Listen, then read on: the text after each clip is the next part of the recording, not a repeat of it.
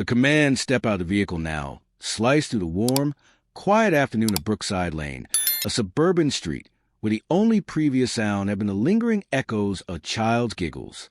Alana Carter, a woman who carried herself with the quiet confidence of years spent navigating corporate boardrooms, gripped her steering wheel tighter. Her 7-year-old daughter, Ava, fell silent in the back seat, her small body pressing against the seat belt, sensing the sudden shift in the air.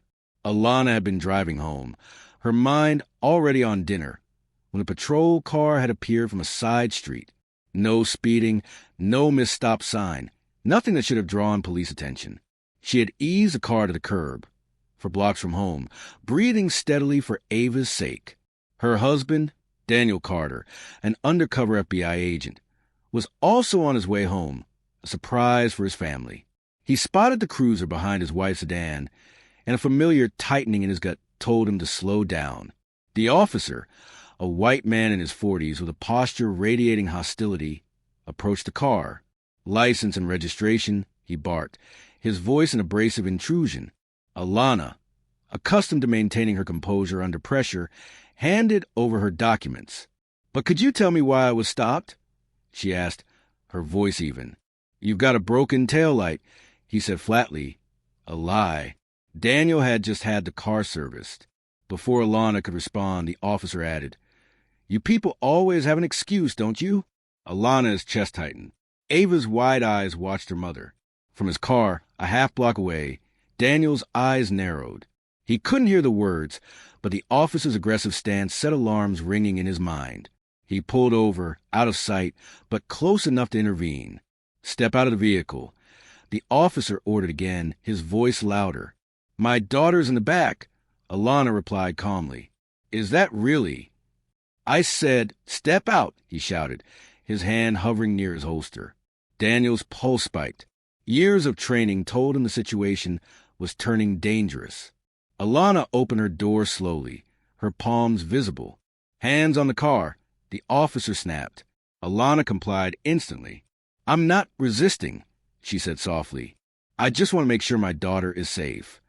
The officer ignored her, his face twisting with irritation as if her obedience itself were an affront. And then, without warning, his fist slammed into her cheekbone with a sickening crack. Alana crumpled to the asphalt, her hands clutching her face. Ava's scream tore through the quiet street. Daniel was already moving, his FBI badge in hand, sprinting toward them.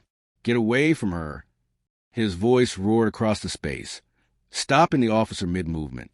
The officer spun around, confusion flashing into dread as he saw the gold FBI badge gleaming in the sun. Daniel shoved past him, kneeling by Alana.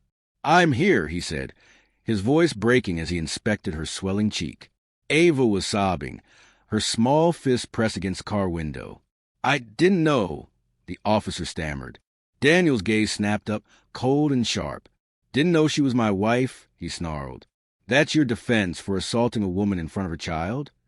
A small crowd was gathering now, phones out, recording, mumbles rippled through them. "I thought she was resisting," the officer mumbled. "Resisting?" Daniel's voice was pure steel. "She did everything you told her to. The only threat here is you." Alana winced in pain as Ava's sobs grew louder. Daniel rose, his frame towering over the officer. "You're finished," he said, his tone low and deadly.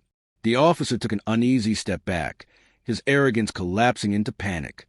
Sirens wailed in the distance. Another patrol car screeched to a stop. A second officer stepped out, eyes widening at the scene. A wounded woman, a furious federal agent, and dozens of witnesses with cameras rolling. Alana sat on the curb, one arm around Ava, who had bolted from the car, to cling to her. Daniel kept himself between them, and the officer, every muscle taut. The street was silent now, except for the distant wail of another siren.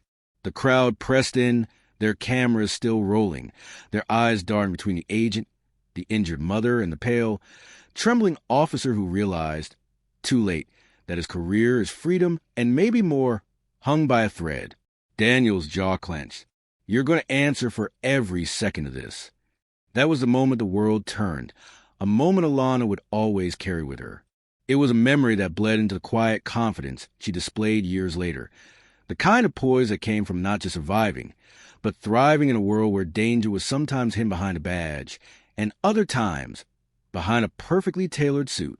That morning, she stepped off the airport escalator in a navy suit, her rolling carry-on clicking rhythmically. She was there for a single meeting, one that could alter the fate of her company. But commotion drew her attention.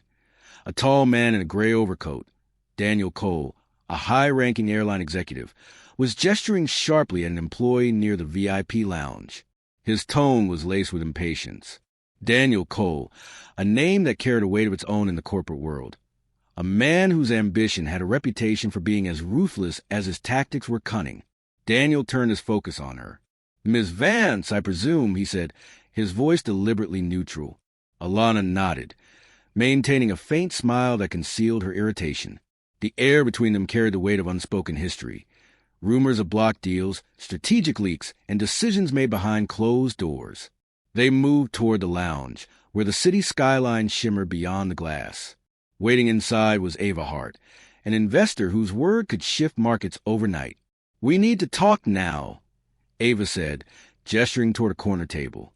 Their conversation unfolded like a chess match. Ava spoke of opportunity, mergers, and new international routes. Daniel, however, countered with warnings about instability, hinting at internal disputes and leadership challenges. Alana listened, parsing each word for the real game underneath. Then Ava dropped the pivot. A confidential memo had surfaced, implicating a board member in diverting funds from a major project. The memo also contained subtle but precise insinuations about Alana's management, details too specific to be a coincidence. She knew exactly whose fingerprints would be on it. Daniel sat back, a faint smirk on his lips. "Transparency is important," he said smoothly. "Sometimes that means difficult truths come to light." Alana's fingers tightened around her coffee cup, but her voice stayed level. "And sometimes it means manufactured truths designed to shift power." She turned to Ava. "You've known my track record for years. If you think this memo tells a full story, you're underestimating me and overestimating whoever handed it to you." The rest of the meeting was a tense, brutal calm. Ava didn't commit to either side. She would review the situation, she said. The next move was squarely in Alana's hands. Outside, the winter air bit at her cheeks. She dialed a secure number, her voice low. "Brookside Lane, Suite 14. Tonight."